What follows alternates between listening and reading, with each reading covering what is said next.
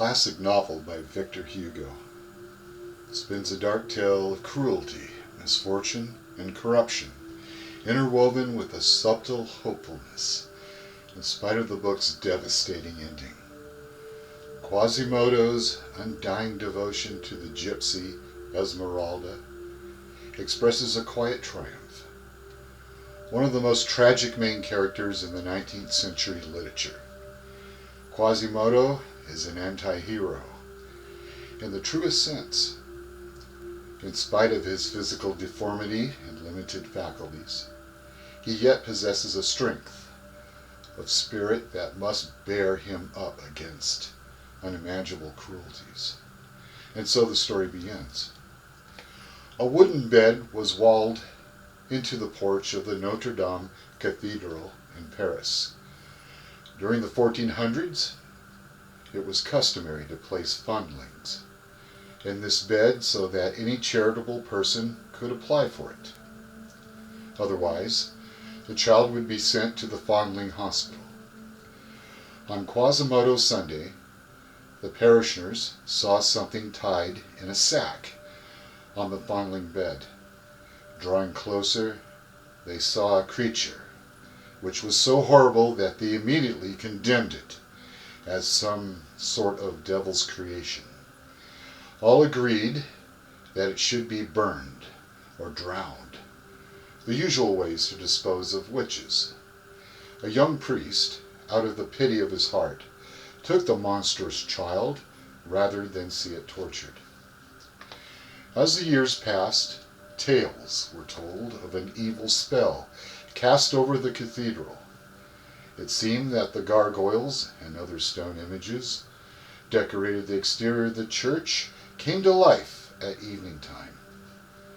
A figure was seen darting about the towers and scaling walls like a human fly. The figure was that of the grotesque Hunchback, fondling, named Quasimodo after the Sunday on which he was found. He was now the bell ringer and keeper of the bells at the cathedral. Now in the middle of the night, when decent people were in bed, the bells could be heard pealing out as if for some evil celebration. Demonic laughter could be heard over the sound of the bells. Finally, Quasimodo was sentenced to be whipped on the pillory for mischievous and inhuman pranks.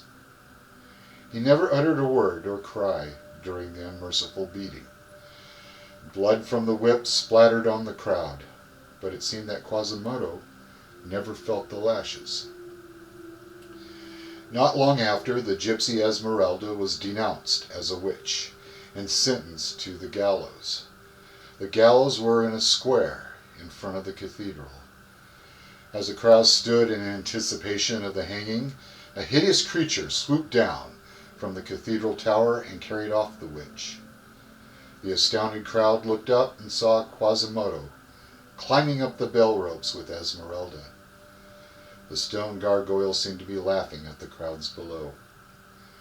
Esmeralda was recaptured and hung. It was a terrible sight.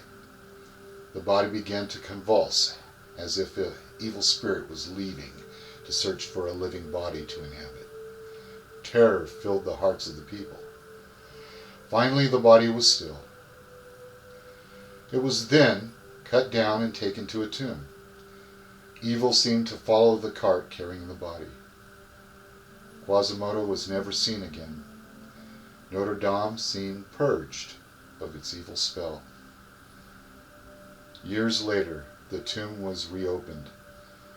Beside the skeleton of the witch Esmeralda was another, one which was so horribly misshapen that it seemed only half human.